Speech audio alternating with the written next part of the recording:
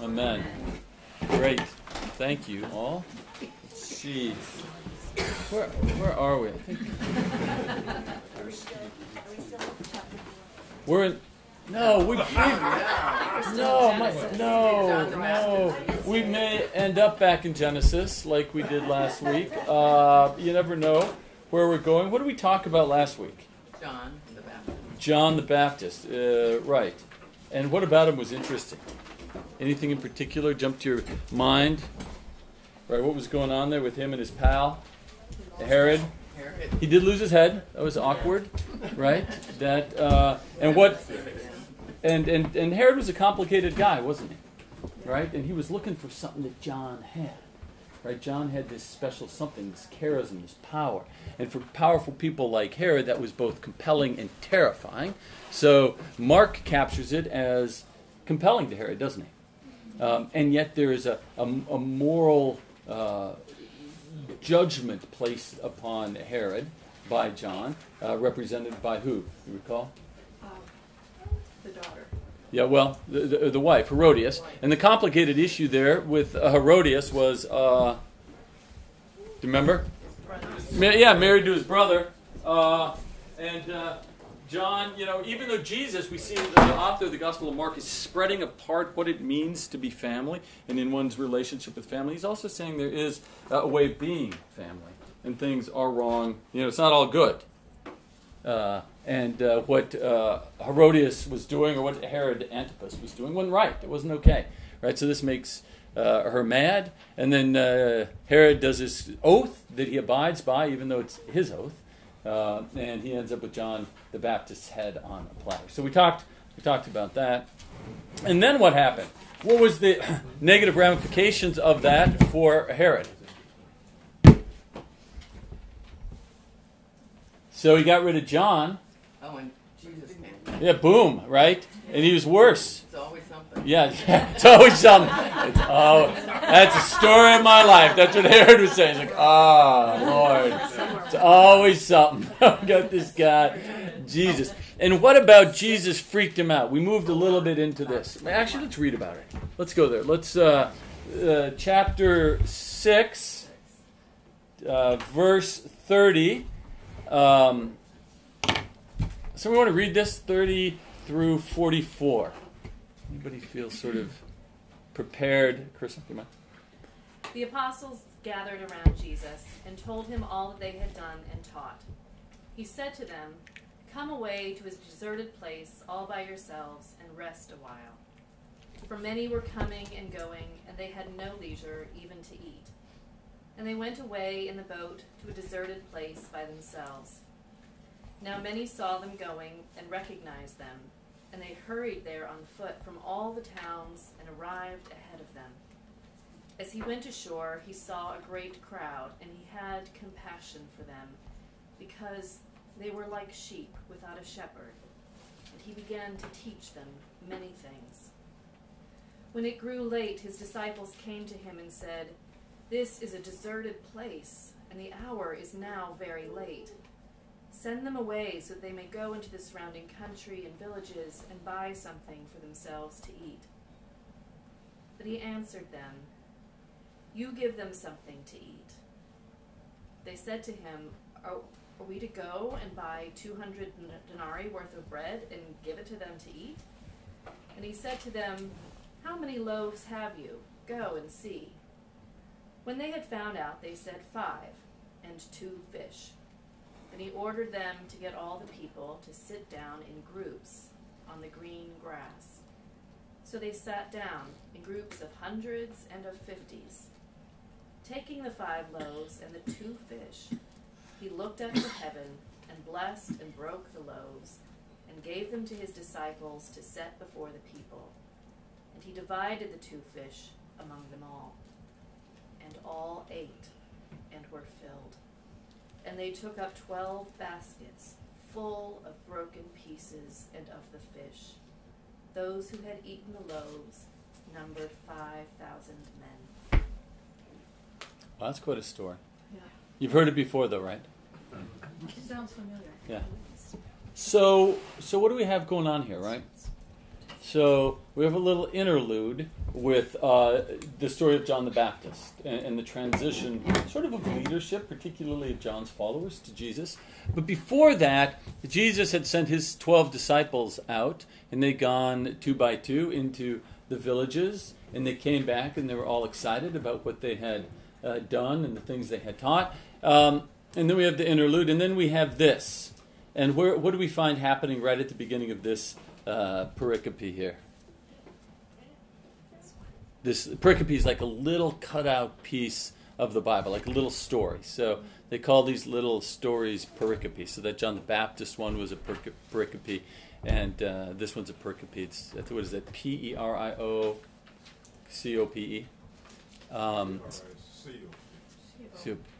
Perfect. It's, Mike spelled it just right. Thank you, Mike. So anyway, we got this little story here. So what's the first thing that happens in this little story? People gather. The apostles gather, right?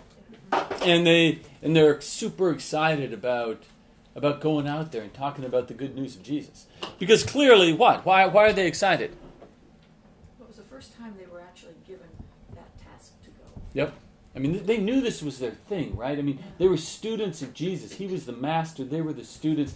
And usually, it takes how long to study under a rabbi before you're given charge to go out there and do the work? Years. So it takes 15, 16, like a long time, right?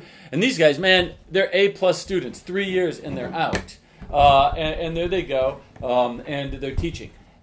So they're excited about this. They finally got the chance. But what else are they finding? It's exhausting. That's true. There's power. Like, amazing things are happening. Yeah, it's unbelievable. And people are loving it.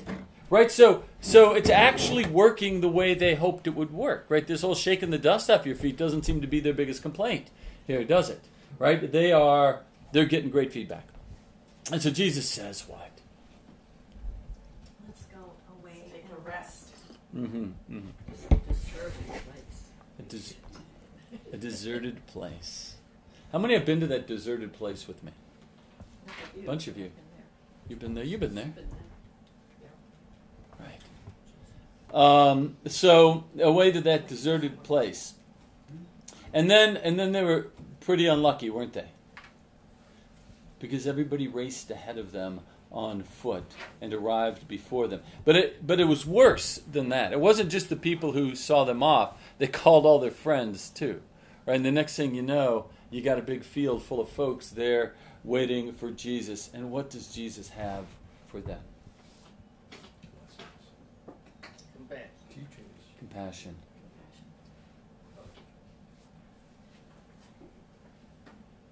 So I think about that. Let's turn to, you see, there's all sorts of clues that we find in the Gospel of Mark, right? Ways, and especially in this passage and the next passage, about the nature of Jesus as both incarnational, right? Jesus is man, but also Jesus is God. And this is one of these little tiny clues that links Jesus back, right? The way he responds to that crowd is something that reflects his divinity. Because remember, we talked about his divinity as not necessarily being what?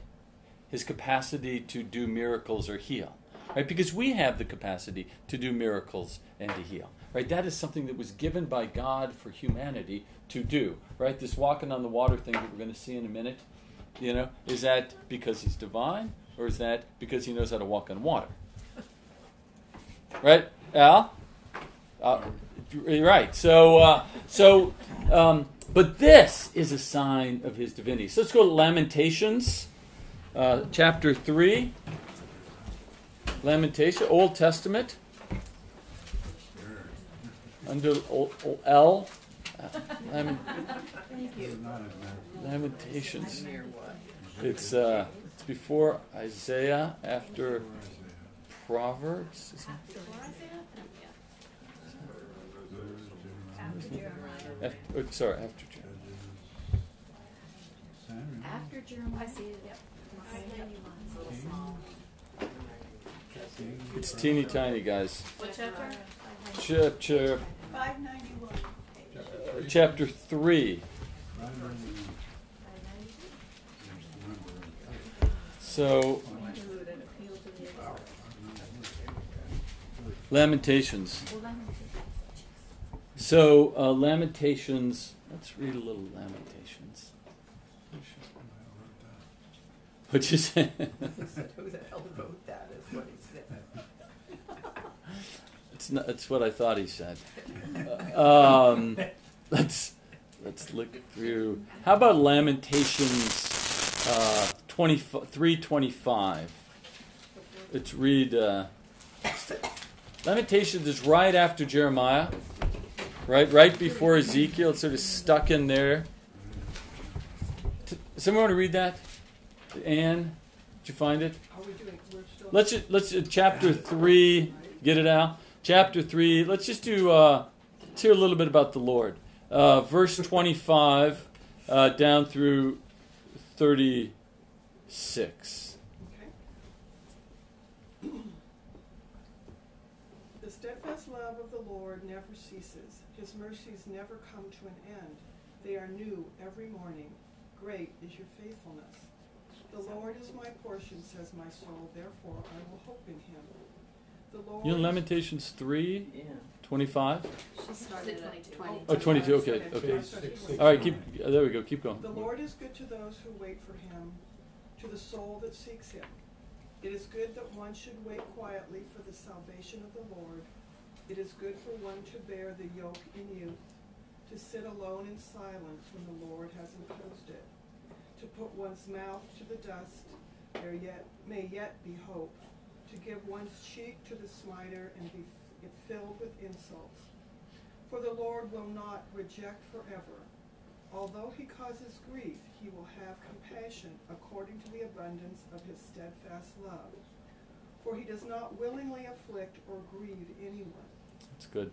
When all the prisoners of the land are crushed underfoot, when human rights are perverted in the presence of the Most High, when the one's case is subverted, does the Lord not see it?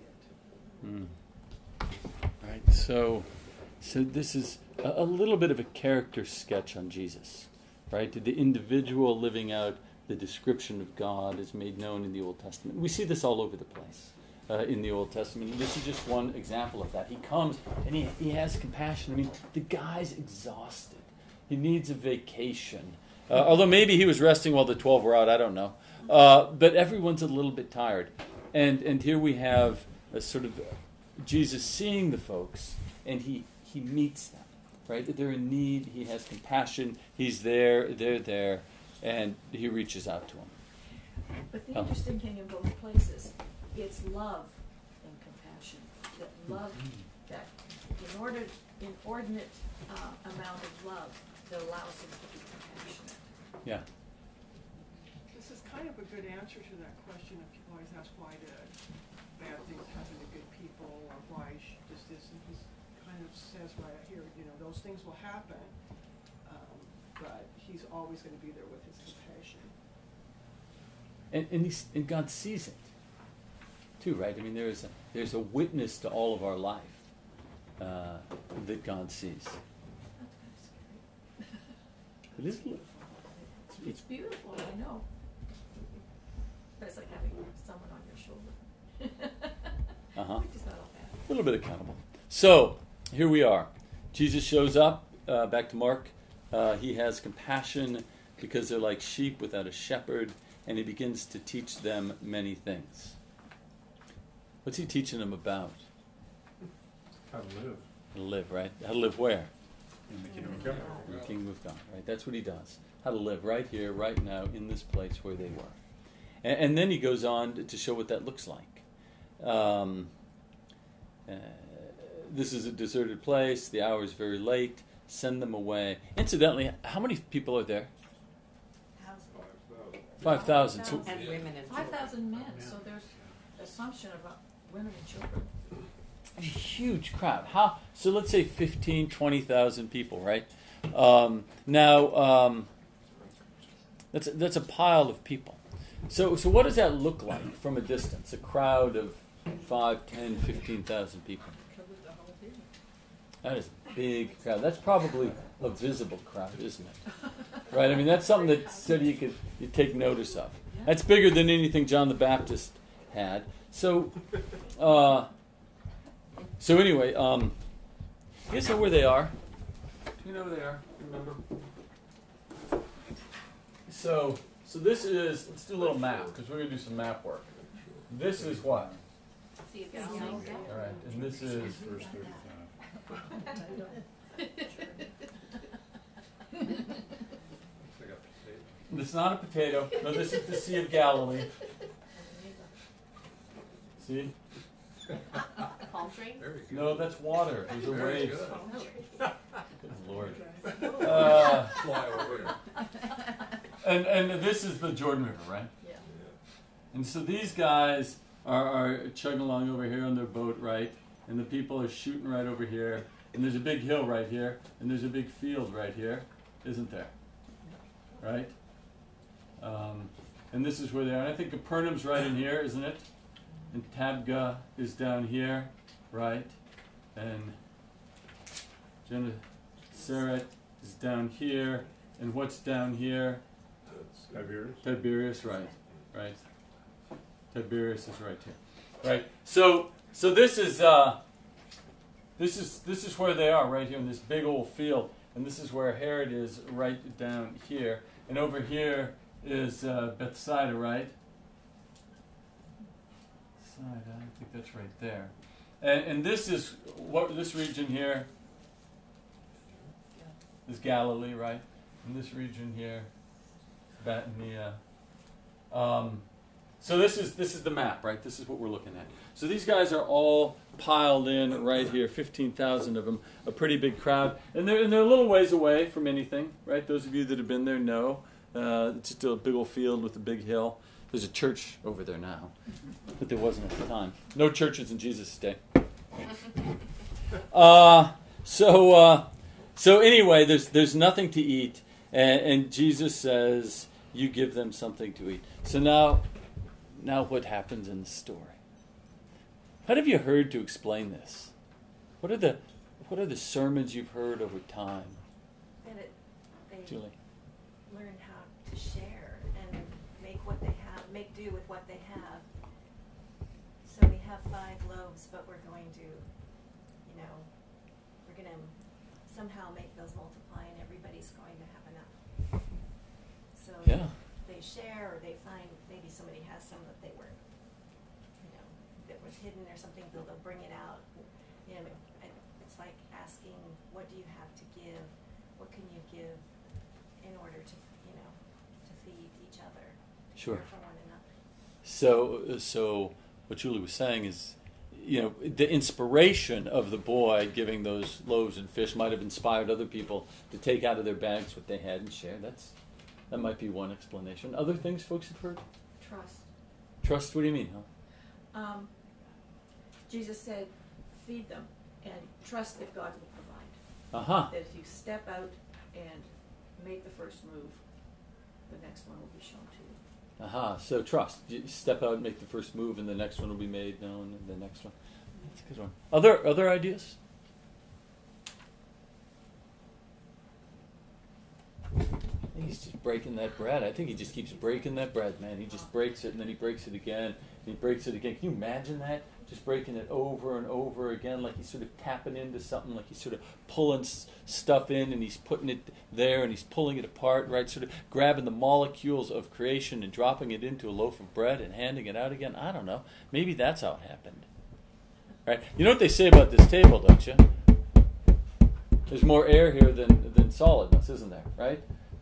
Right. So the world's a funny place, right?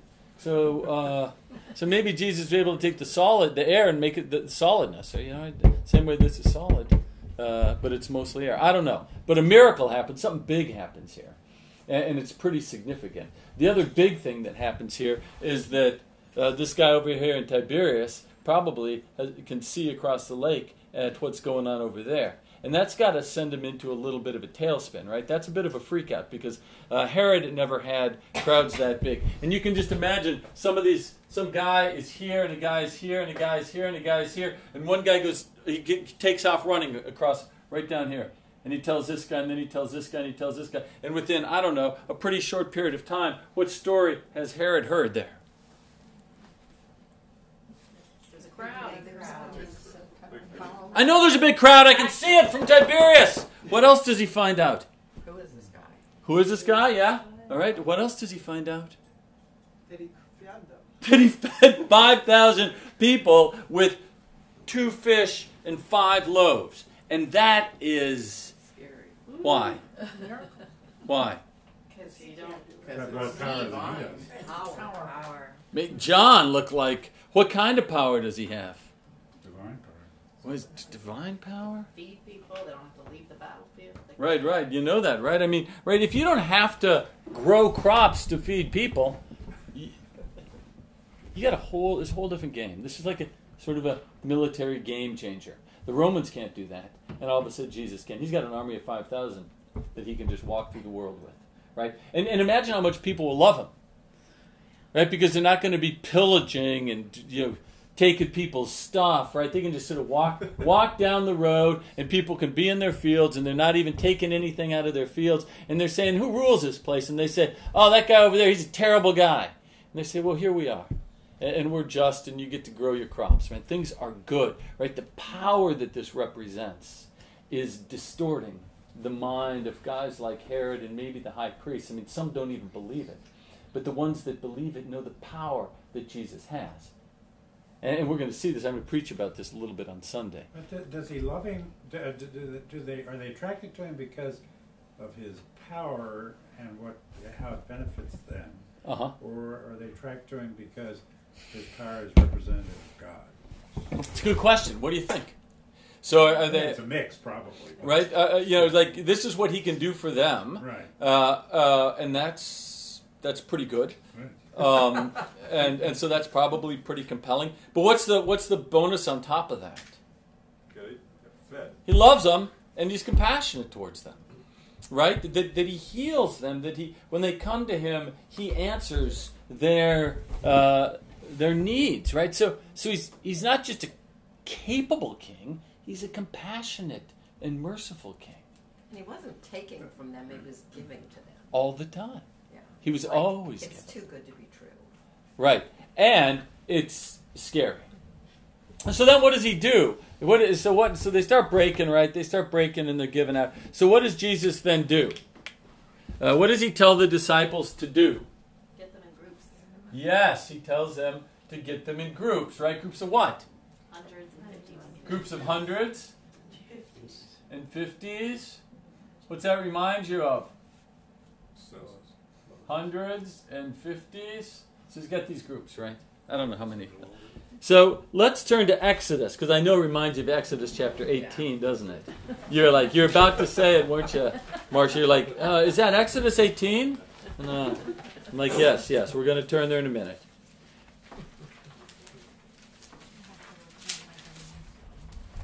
So Exodus 18, 25, what's going on here?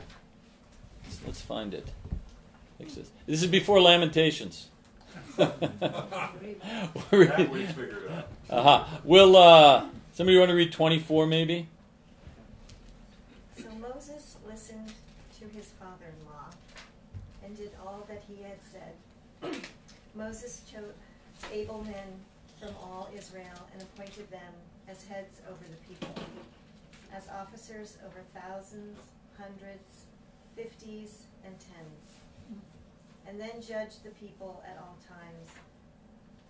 Hard cases they brought to Moses. So this little insert here, when they hear that they're being divided into these different groups, what do the people immediately think of? Moses, right?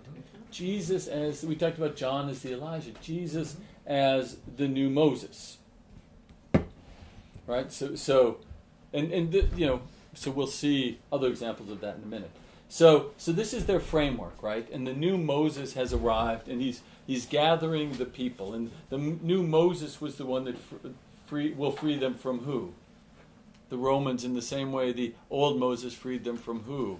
Pharaoh, right? And Moses was extremely powerful and did all sorts of miracles and Jesus is extremely powerful and does all sorts of miracles, right? So he is the person that is going to come to unite the folks and organize them into a common unit.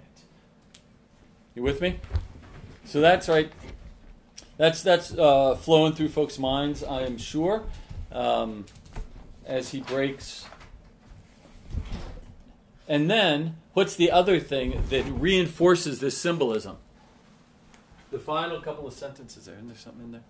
The baskets, 12 baskets. 12 baskets. And what do those 12 baskets represent? 12 tribes. Yeah, the 12 tribes, right? So Moses has arrived, right? The unifying the people, organizing the people, feeding the people. You know, in the desert, what did Moses do?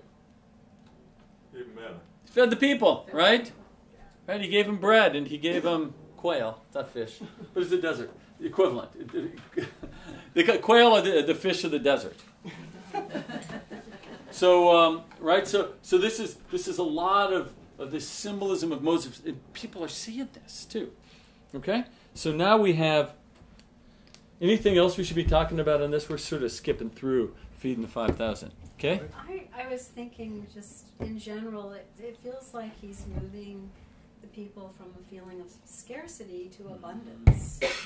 Right. I like that dichotomy of feeling that they've been provided for. That's what he does. Yeah. God provide for us, feeling of abundance. Tom? Is there anything that talks about, or since it says that the 5,000 were all Jews, or that they were maybe others? It's a good question. Because if they were, they wouldn't understand some of the 50 and 100. Yeah. Necessarily. So this area, Yeah. big time Jewish, right? So we're going to see Jesus pulling the same kind of stunt right over here, right? Oh, that's right. Near the Decapolis, right? Yeah. That's right. And that is the feeding of the 4,000 on this side. And did we remember how many baskets are left? 7. And I think that's for 7.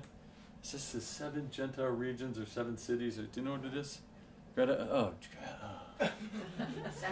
Seven sisters, 7 seas. I don't know. Anyway, we'll get to that when we get to it. But 7 days of no, something else. A nice try. Completion. Anyway, the point is this is the Gentile feeding that we're going to get to, and this is the Jewish feeding, and this is a Jewish region. So the symbolism is forefront. Other questions on this one before we move on to the water walking deal? Would a lot of the people who came to this be people that they've heard the disciples talk about Jesus, and now they say, we want to go, actually, we're curious, we've heard about this guy, and now we want to go see him in person, and we're drawn to what this message is, and now we want to hear it and see him? I think that's a great insight. The people are like, okay, you've shared with us. Now we want a piece of this, right? We want to come and see him for. Yeah, it's a good insight. In the other version of this, he feeds the people. He takes the food. I think it's interesting that in this one, the disciples. I don't know exactly where the other version is, but in the other gospel. In the other. Jesus does the feeding, and in this one the apostles do. That is interesting. What's the difference in that symbolically, guys? Any thoughts?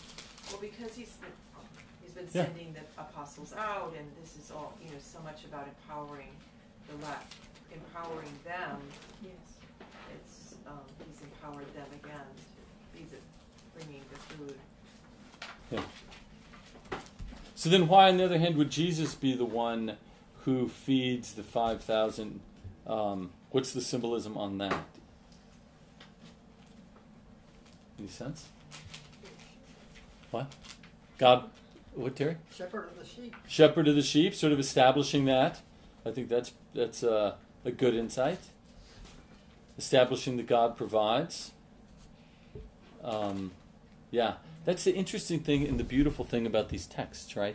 We have the same stories, and there's just small variations, right? Giving us just a little bit of a different turn on the crystal.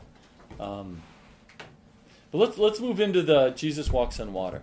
I just stumbled across something in Luke that it's kind of interesting. Herod's what Luke says about Herod here. Uh-huh.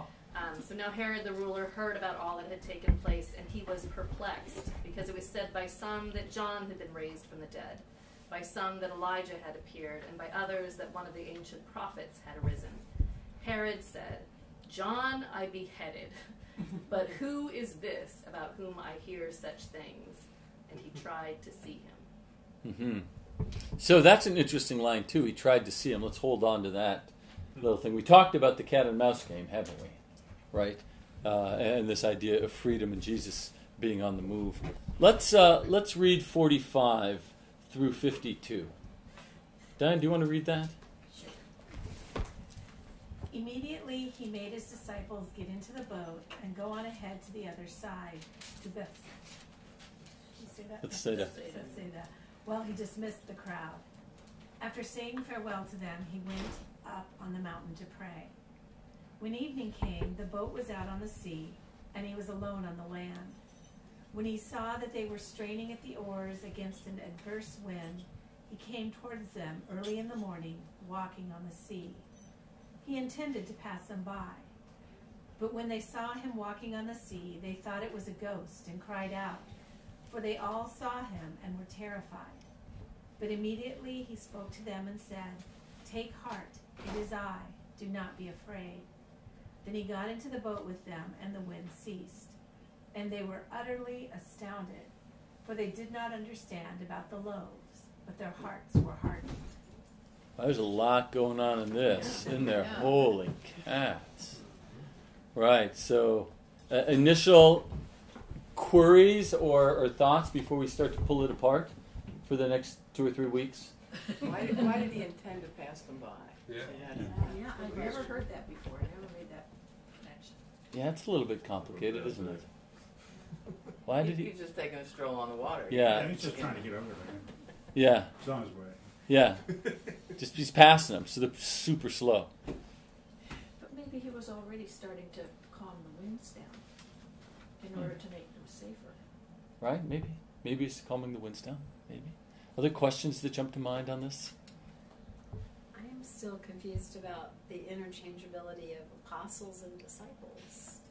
Because he refers to the apostles in the feeding of the 5,000, and then Jesus walks on water and calls them his disciples. Is there really a difference? That is a super great question. Are apostles and disciples, do they mean the same thing, or are they different? I assume you know the answer to this. It's a good question. I don't know if I know the answer to this. I have an answer. I don't know the answer, but I have an answer. Apostles go out. Marcia. The apostles go out to bring others in, and the disciples are students. Our students, you hear that? So the apostles go out and the disciples are students. I think there are 12 apostles. Right? And they are the 12 apostles. I think there's numerous disciples or students of Jesus. So this boat's probably... So I think... So apostles are disciples, but not all disciples are apostles. That makes sense. Yes. Oh, thank you. That's good. Martha, thank you. So there we are, the boat. So it's made for maybe 15 or 20. Because there's disciples. Big boat tells us the boat size. And so what is Jesus doing? He tells the disciples to get in the boat and go. Why? What's going on there? He wanted to go pray by himself. Well, maybe needed some like alone time, Privacy. right? Maybe you guys are driving me bananas. You go ahead. I'll catch up with you. That's a theory. Other theories? Well, he says that he dismissed the crowd, so he told them to go ahead while he dismissed the crowd. So Right. saying farewell, he had to do all His goodbyes. his goodbyes Yeah. And go pray. And then he had to go pray. and then go pray. So the other thing is this thing, right? These guys have gone over here to tell Herod, and they're coming back. There's a sense of urgency here. Things are not good. He tells them to get in the boat and go to Bethsaida, right? Why? Why Bethsaida? It's a different area, right? Danger, danger, get out of Galilee, cross the Jordan, right, into an area where Herod has no jurisdiction. You got to go, right? So get in your boat. Don't walk, because they may catch you. Get in the boat and go, right? And I'll get rid of the folks. I'll tell them all to go home, and we'll say goodbye, and that's good. And then I can figure my way out. Don't worry about me. Right? So there's some urgency here. It's not like, hey, let's get everybody gone, right? Let's pick up the picnic. And he's like, no, you guys go, right? We got a problem around the corner, and we have an issue. If Jesus is going to run into Herod's men, what have we talked about that? What happens there if Jesus meets Herod's soldiers? It's too soon. His time has not come, because he has one of two choices. If he meets soldiers that want to take him to Herod, what are the two choices? Go, right? Or not go, right? Resist, right? But if he goes, it's not his time. And if he resists, what's he just done? He's taken away their freedom, right? And God doesn't take away our freedom, which is one of the reasons we know that Jesus is divine. So he's on the move now. Like, he's on the move. He's got to get his disciples out of here. He tells them to go, right? They take off this way. He maybe goes up that little cave. Who's been to that cave? Right, a little cave. Ann's been to the cave. Right, he's sitting up there. He's saying a prayer. He's looking out. And he sees these guys in the boat. This is the boat. And then they're not going anywhere.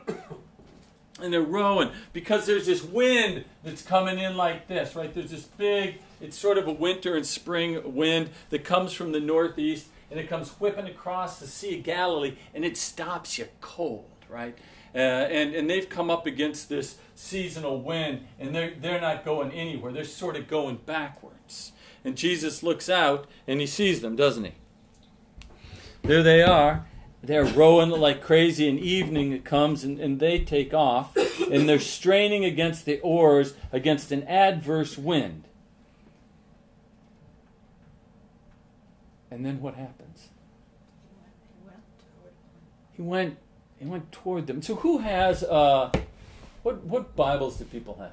Do you have an oddball Bible besides the all Bibles are? Mine is an odd. What do you have? I don't know. They're all good I think Bibles. it's NIV. NIV, good. Let's read what you have here in NIV, Margie, from like 47. 47. Yeah, 48, 49 maybe. Okay. When evening came, the boat was in the middle of the lake, and he was alone on land. He saw the disciples straining at the oars because the wind was against them. About the fourth watch of the night, he went out to them, walking on the lake. He was about to pass by them, but when they saw him walking on the lake, they thought he was a ghost. They cried out because they all saw him and were terrified. That's interesting. Anybody have another version? Oh, we should. Yeah, we have a parallel Bible in here, someplace. Other versions? Right, so what's happening? What's happening here, guys? So he looks out. They're straining. The fourth watch, when morning comes, he's walking out there on the sea, and he intended to pass them by. He needed to get where they were going, I think.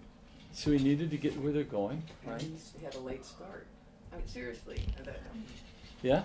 So he was going to sort of beat them. the express, as it were. So maybe he's taking the express, right? Does this make you think of anything in the Bible?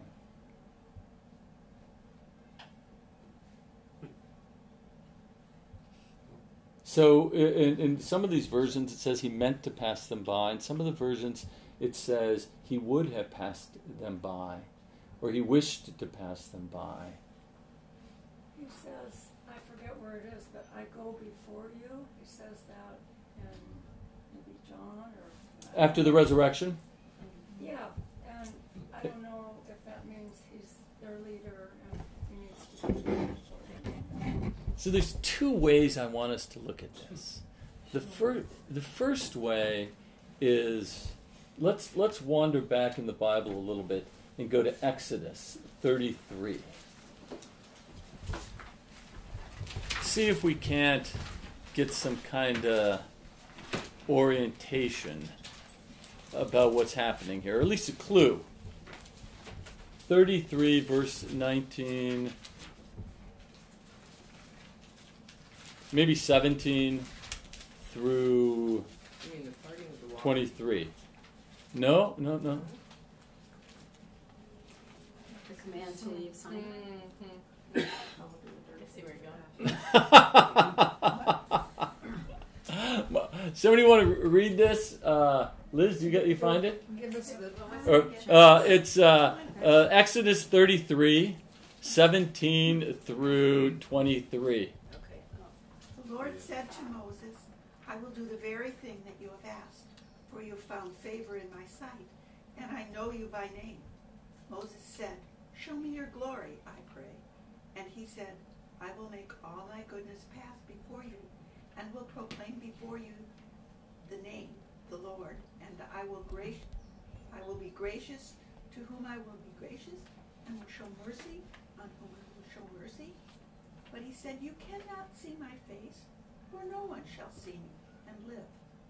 And the Lord continued, see, there is a place by me where you shall stand on the rock, and while my glory passes by, I will put you in a cleft of the rock, and I will cover you with my hand until I have passed by. Then I will take my hand away, and you shall see my back, but my face shall not be seen. Just remember that story? It's a great story, right? So, what's happening in that story? God and Moses, buddies, right? They're talking. Moses wants to see God. God says, I love you, I think you're great. But what, Tom? No way. Yeah, I can't see my face. That'll freak you out. So he puts him in the cleft of the rock, and he passes by, and Moses sees God. Right? So Back, right? it's back, right? It's back. It's back. So let's look at another one. Let's go to 1 Kings 19. 1 Kings 19, right before 2 Kings. Thanks. You're welcome. Very helpful. It's a Bible study, right? That's how we learn our Bible. 1 Kings what? 1 Kings 19. We have a page in this. Yeah, let's do verse. 285. Let's 19, verse 11. Maybe down through. I don't know. All the way down to 18. Yeah, maybe. Let's read that. Anybody want to read that? Anybody feel? I'll read it, but I Terry? didn't hear where you said to stop. Oh, 8. Let's just. Let's see. Let's just read through 13. Okay. Now I've lost it again. 11. 11. Yeah. He said, go out and stand on the mountain before the Lord, for the Lord is about to pass by. Now there was a great wind, so strong that it was splitting mountains and breaking rocks in pieces before the Lord. But the Lord was not in the wind, and after the wind an earthquake, but the Lord was not in the earthquake. And after the earthquake a fire, but the Lord was not in the fire.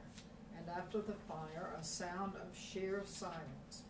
When Elijah heard it, he wrapped his face in his mantle and went out and stood at the entrance of the cave.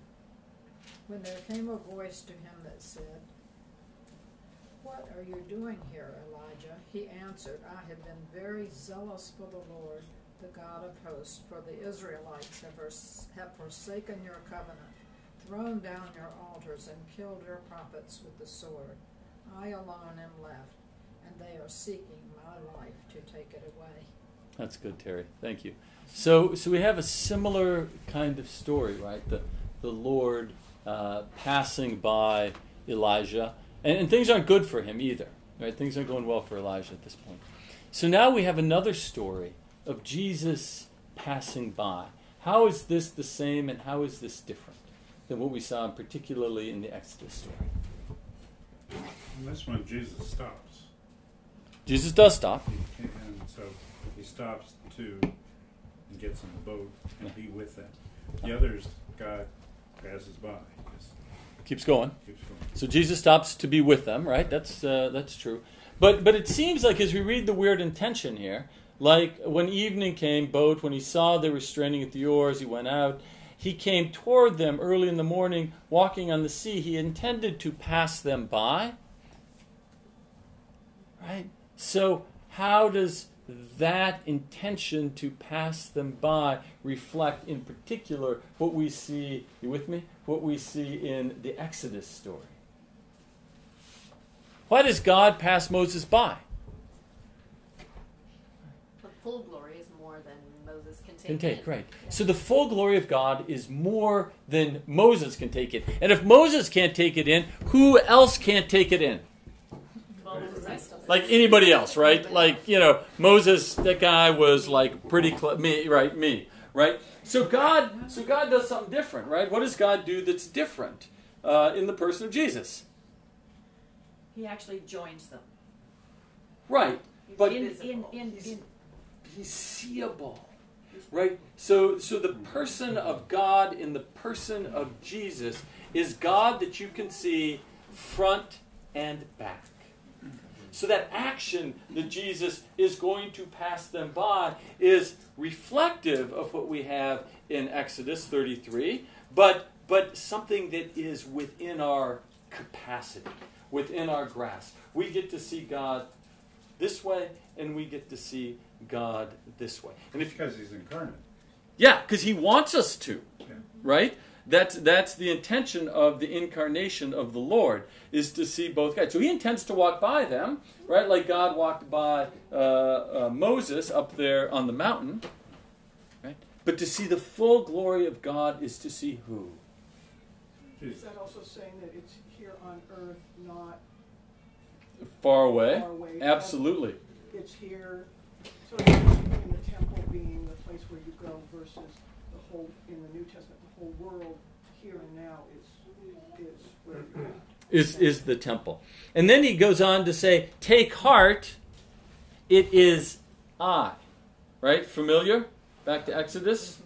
The name of God, I am. Right? It is I. Take heart. You've seen the fullness of the glory of God. So Jesus intends to walk by so they can see I am. It is I. That's one interpretation. Let's take another look. What else? What do you think of that? Helpful? You with me a little bit? Okay. So let's look again. So on the one hand, we have this, we get to see the front and back of God. We get to see the glory of God. It's a pretty big deal. See a guy walking on water. That'll call your attention to the event. And then you see the front and you see the back.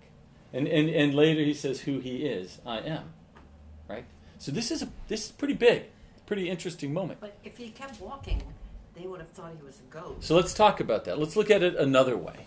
Okay? So now we have let's say Jesus is out there just getting on, right? Margot, he's like, I gotta get going. You guys are slow. I'm gonna get there. I'm a little bit hungry. Didn't get enough loaves and fish, and I'll make a fire for you on the beach. So what happens? So Jesus would have or intends to go by or is directionally motivated to walk by the boat. What happens? They call out. They see him. They call out. They call it. So we have a situation here where maybe he's not. Maybe he is testing them. Maybe he is inviting them. Maybe he is encouraging them to use their voice to enter into relationship with God.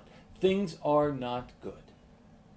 Right? So they're frightened. They're petrified. They can't move. It says he would have passed. He had his face set. Margot, to your point. He had his face set on a course. And he was going down the road. Right? Jesus had some plan. I don't know what his plan was. But he had some plan. And they saw him and called out. And what did he do? He stopped. He identified himself. Otherwise, he was going to be a ghost. Yeah. Well, he So, reassures them. he comes to them. So God may have a plan, but God also is engaged in our need, right? I mean, maybe God's out there for a walk, heading over to wherever God's going, right? Beating them to Bethsaida. But they call out. And so the encouragement for us is, call out. God may have a plan, right? But don't wait around. Like, if you are in relationship with God, God is actively encouraged. And God wants to come to you, wherever you are. Right? So that's the other way to look at it. That Jesus is going someplace. But the guys call out. They're freaked out. They're afraid. In their anxiety, they call to Jesus. And what's Jesus do? He comes to their aid. I am with you always. Here I am. Do not be afraid. Take heart. It is I. Do not be afraid. Take heart. It is I. Those are great words. Because we have seen God, haven't we? Front and back, face to face, all of the different ways round.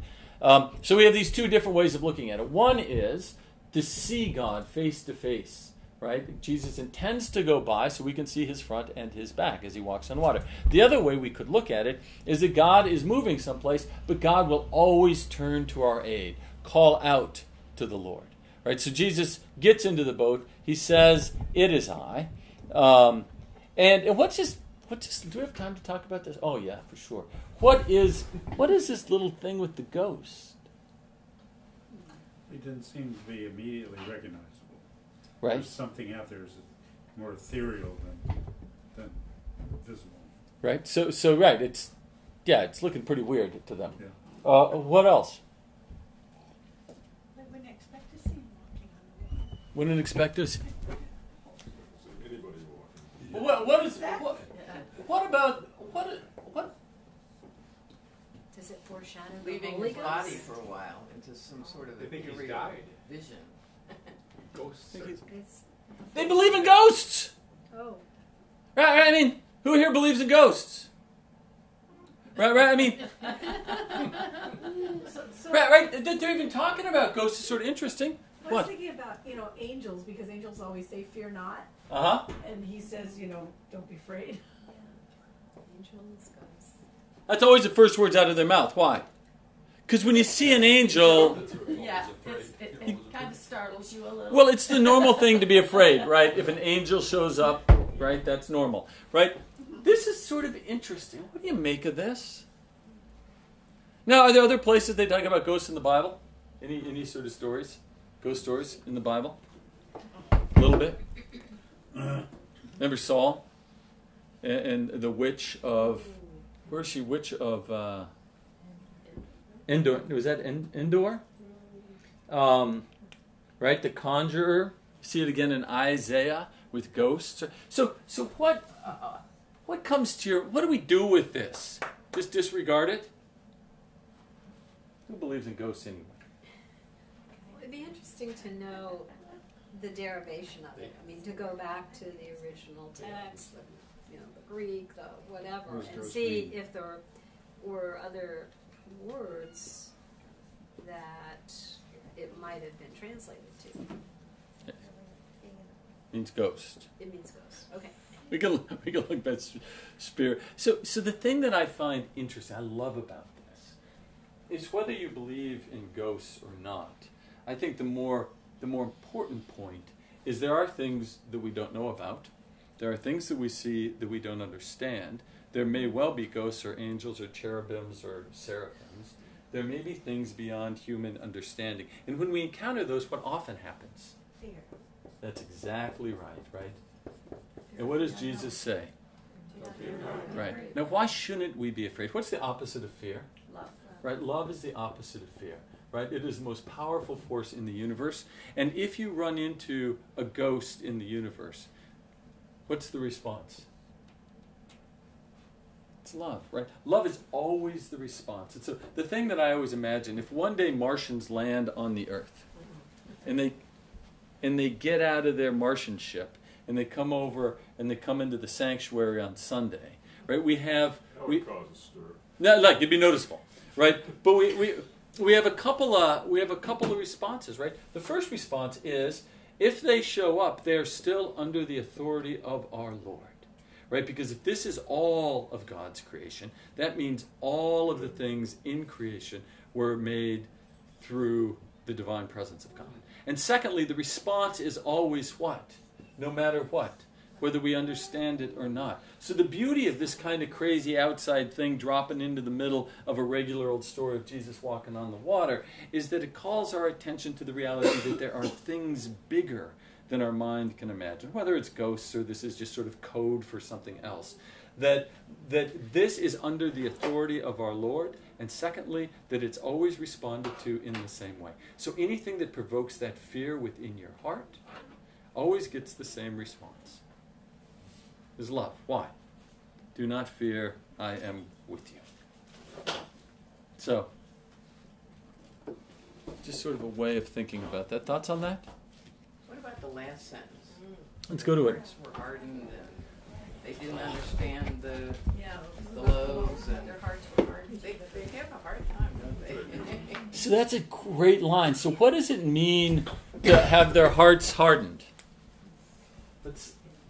So what is the heart, first of all? We talked about this early on.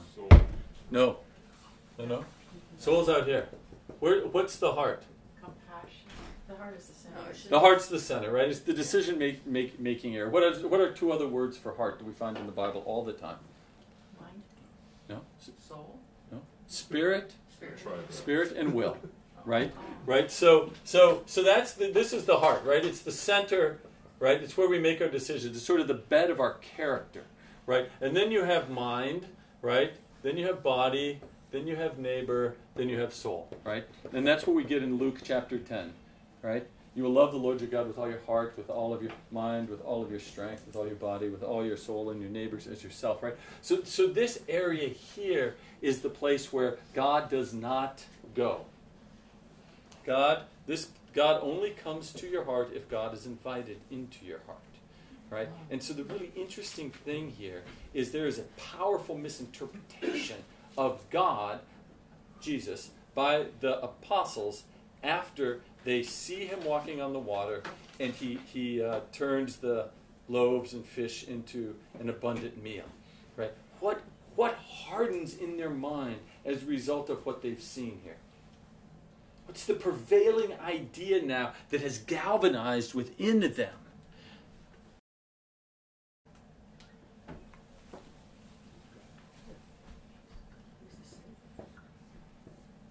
King. King of the universe. No. Of the world. King of the world. Right? And we know that Jesus is not King of the world. Jesus is King of all things. Heaven and earth. Right? So this is the Jesus of... That's right, because they think he's going to have the armies. crowns. Right? He's going to have armies. He's going to have armies. He is powerful. There is nothing he can't do. There is no one who is going to stop them, right? This is the king of Judas, right? This is their friend who can do anything now. They get it finally. He is going to rule the world because no one can stop him. So it's sort of a funny little twist, right? They don't see him for his divinity. They see him for his temporal power. They don't call him God as a result of him walking on water. Ironically, they do just the opposite. They say this is the person that will command armies and rule the world and save the people of Israel. Right? These guys up here. Total misunderstanding at this point. Super complicated. They entirely do not get it. That's what they wanted most. What? That's what they wanted most. It's exactly what they wanted, right? Yeah. And what's even better than this? Waiting for a guy like this for a very long time. No question, right? And now they have confirmation upon confirmation upon confirmation. And instead of letting their souls mingle with the divine Christ that lives forever, right? This eternal compassionate God who feeds out of love, they see the military God, right? They see the power guy that can walk on water and command people to come around him, right? That's what they see. And so Mark says, oops. Oops. They did not understand about the loaves and their hearts, their spirits, their will, their decision zone was entirely hardened. It was entirely hardened. That's bad news for Jesus. Oh. We're just zoning towards Lent, Helen. We're heading towards Lent. This is a Lent confluence. So we will end there with the hard hearts of the hard-willed, and we will go. And we'll finish up. I'm pretty sure we're going to finish up chapter 6 next week. Yeah, I can't promise it, Mike, but we're gonna move. Any questions or thoughts before we move? It's a long way to go. Move on. What? It's a long way to go. No, I know it's a lot of words, right? Let's have a prayer. Holy God, holy and mighty, holy immortal, when you walk before us, we see your face and we see your back and we know your presence. And when we call to you, Lord, you show up.